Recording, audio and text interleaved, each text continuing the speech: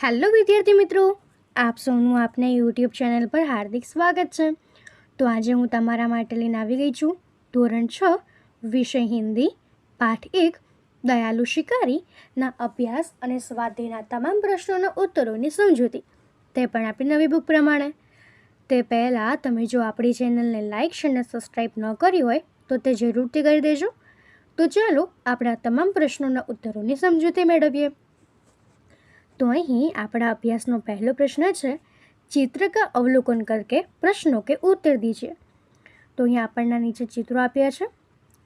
તો હવે એના પરથી આપણો પહેલો પ્રશ્ન છે, इस चित्र पाठ में किस पशु की बात की है? तो એનો उत्तर થશે કે इस चित्र पाठ में एक हिरनी की बात की है। ત્યારબાદ બીજો પ્રશ્ન છે, आपने किन किन पशुओं को देखा है?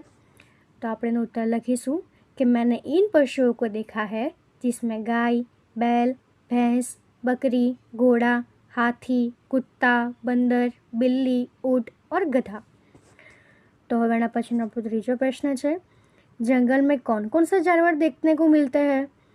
तो એનો उत्तर થશે, जंगल में शेर, बाघ, हाथी, हिरन, भालू, लोमड़ी, सियार, खरगोश, बंदर आदि जानवर देखने को मिलता है।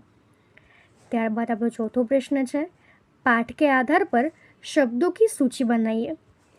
तो अपना शब्द थશે शिकार, दयालु, हिरनी, जंगल, बंदूक, निशाना, गोली, टांग, शावक, आंसू, पशु और अस्पताल। एना पछीनो पांचमो प्रश्न है, चित्रपाठ के आधार पर चुने गए शब्दों को लिखकर वाक्य बनाइए। तो सौथी पहलो अपनो शब्द है शिकारी। तो આપણે વાક્ય બનાવીશું કે રાજા अच्छा शिकारी था। बीजो शब्द है दयालु। तो આપણું वाक्य बनશે कि सविता दयालु लड़की है। त्रीजू हिरनी, तो जंगल में हिरनी दौड़ रही है। चौथू जंगल, तो शेर जंगल का राजा है। त्यारबाद बंदूक, तो शिकारी के पास बंदूक थी। निशाना, तुमने सही निशाना लगाया। गोली, गोली निशाने पर लगी। टांग, बंदर की टांग लंबी होती है। शावक, तो शावक अपनी माँ के पास बैठा था। आंसू, माँ की आंखों में आंसू थे। त्यारबाद है पशु, तो गाय दुधार पशु है। अस्पताल, यह शहर का नया अस्पताल है।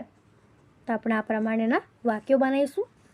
તો હવે એના પછીનો આપણો પ્રશ્ન બીજો છે कि चित्रों के आधार पर निम्नलिखित जैसे प्रश्न पूछकर दयालु शिकारी कहानी बनाइए। तो यहाँ पर पहलू आप्યું છે, पहले चित्र में हिरनी क्या कर रही है? तो એનો उत्तर થશે कि पहले चित्र में हिरनी दौड़ रही है। बीजो प्रश्न है, हिरनी जंगल में क्या क्या खाती होगी? तो हिरनी जंगल में घास और पेड़ पौधे के पत्ते खाती होगी। ત્યારબાદ ત્રીજો प्रश्न है, हिरनी देखने में कैसी है? तो એનો उत्तर થશે कि हिरनी देखने में मोटी ताजी है। चौथो प्रश्न है, शिकारी हिरनी का शिकार क्यों करना चाहता था? तो शिकारी मांस खाने के लिए हिरनी का शिकार करना चाहता था। पांचमो प्रश्न है, गोली मारने के बाद शिकारी ने क्या किया? तो गोली मारने के बाद शिकारी हिरनी के समीप गया। ત્યારબાદ छठो प्रश्न है, हिरनी के समीप जाकर शिकारी ने क्या देखा? तो एनो उत्तर थશે कि हिरनी के समीप जाकर शिकारी ने देखा कि उसकी टांग में गोली लगी है और उसने एक शावक को जन्म दिया है। ત્યારબાદ આપણો सातमो प्रश्न है, शिकारी हिरनी को कहाँ ले गया और क्यों? तो शिकारी हिरनी को पशुओं के अस्पताल में ले गया क्योंकि वह उसका इलाज कराना चाहता था। ત્યારબાદ आठवां प्रश्न है, शिकारी ने हिरनी के साथ कैसा व्यवहार किया और क्यों? तो शिकारी ने हिरनी के साथ दयापूर्ण व्यवहार किया क्योंकि उसकी दशा देखकर शिकारी को दुख हुआ था। तो હવે એના પછીનો આપણો પ્રશ્ન 3 કે વર્ણ के आधार पर अधिक से अधिक शब्द बनाइए। तो એમાં આપણું પહેલું છે खरगोश। तो આપણે લખીશું खरगोश, खत्म, खाली, खाना। तो આપણે ट, ડ, મ અને ભ પરથી શબ્દ બનાવવાના છે। તો ટ પરથી આપણે લખીશું ટકસાલ, ટકા, ટખના, ટમટમ। ડ પરથી થશે ડકાર, ડકૈતી, ડગ અને ડગમગ. મ તો મકડી, મકર, મધુર, મક્ષિકા. ભ પરથી થશે ભગત, ભગદડ, ભગવા અને ભગોડા. તો આપણે આ પ્રમાણે શબ્દોને બનાવીશું. તો હવે એના પછી આપણું સ્વાધ્યાય છે. તો એમાં આપણો પહેલો પ્રશ્ન છે कि शिकारी हिरने के पास क्यों गया, अपने विचार लिखिए. तो આપણે એના ઉત્તરમાં લખીશું कि शिकारी ने हिरनी पर गोली चलाई थी.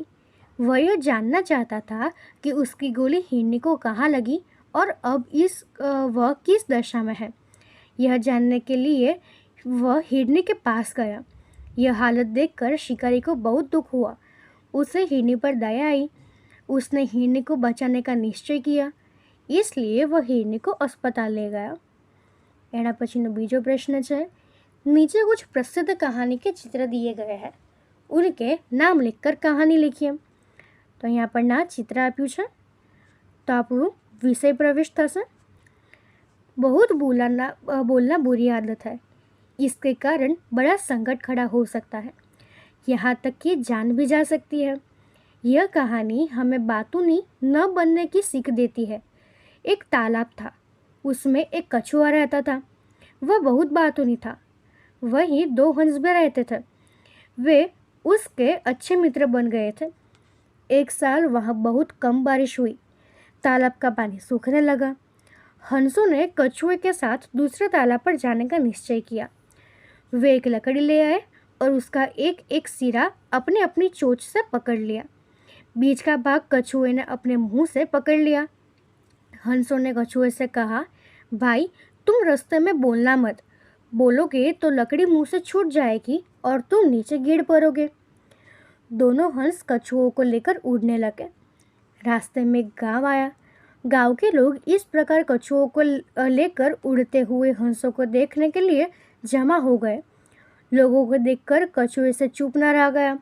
उसने बोला कि अपने मुंह खोला और उसी समय लकड़ी उसके मुंह से छूट गई और वह जमीन पर गिर पड़ा और मर गया. तो હવે એના પછીનો આપણો પ્રશ્ન 3 છે कि कौवा और लोमड़ी कहानी बनाकर लिखिए.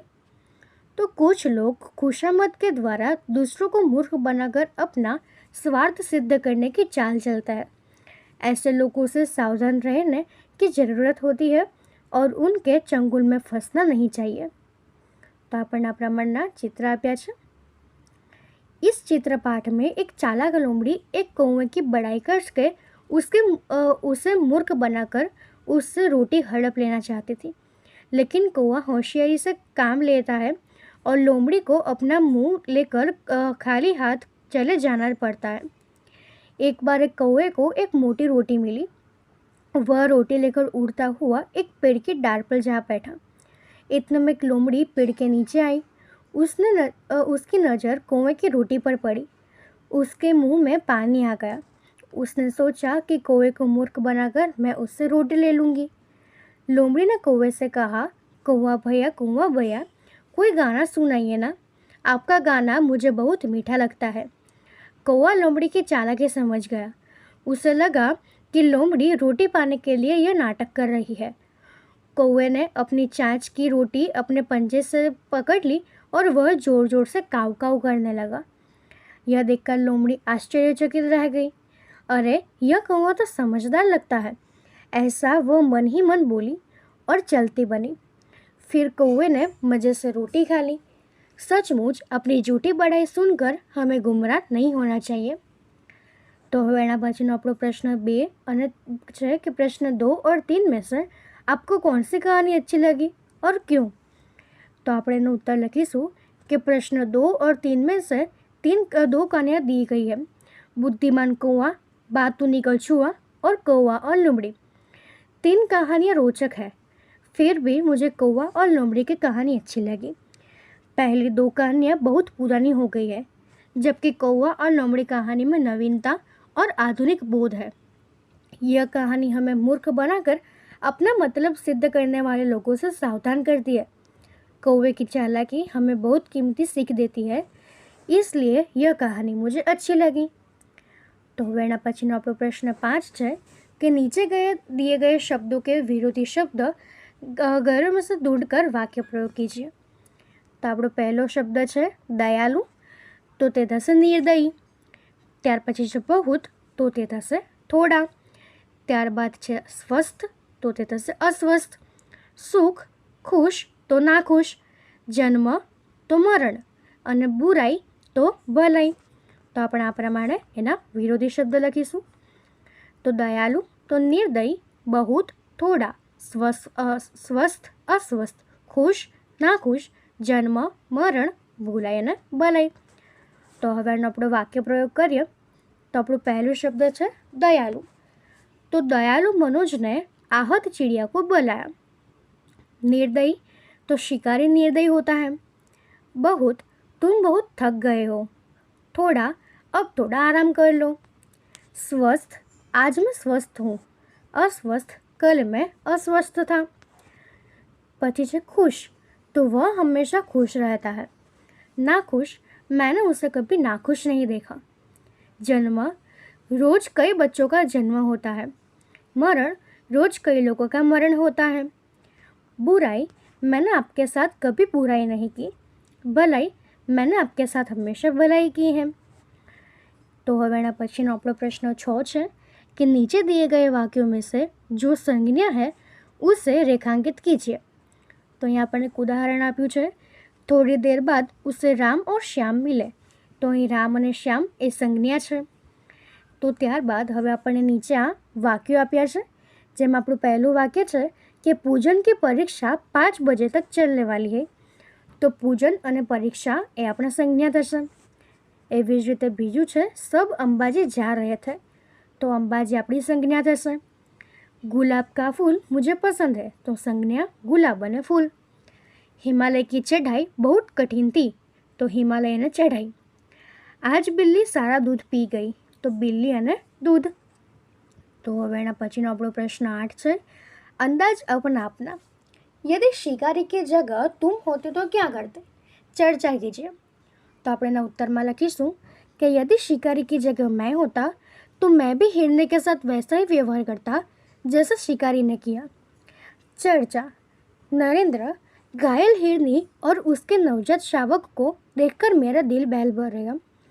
परेश, मैं तुरंत दौड़कर रिक्शा या किसी दूसरे वाहन को ले आता. अखिल, रिक्शा या किसी अन्य सवारी को किराया देना पड़ता. अगर तुम्हारे पास किराए के पैसे न होते तब क्या करते? रमेश, तब मैं दौड़कर सीधे अस्पताल पहुंचता और हिरनी की हालत बताकर उनसे एम्बुलेंस भेजने का अनुरोध करता. नरेंद्र, हाँ, किसी तरह हिरनी का इलाज तो करवाना ही था. उसके बचने पर ही उसके बच्चे के जीवित रहने की आशा की जा सकती थी. તો આપણે આ પ્રમાણે આના ઉત્તર લખીશું. તો અહીં આપણા તમામ પ્રશ્નોના ઉત્તર પૂર્ણ થાય છે. જો આમાં તમને કોઈ પણ ડાઉટ હોય તો એ તમે કોમેન્ટ સેક્શનમાં જરૂરથી જણાવી શકો છો. અને આપણી ચેનલને લાઇક, શેર અને સબસ્ક્રાઈબ જરૂરથી કરી દેજો. Thank you.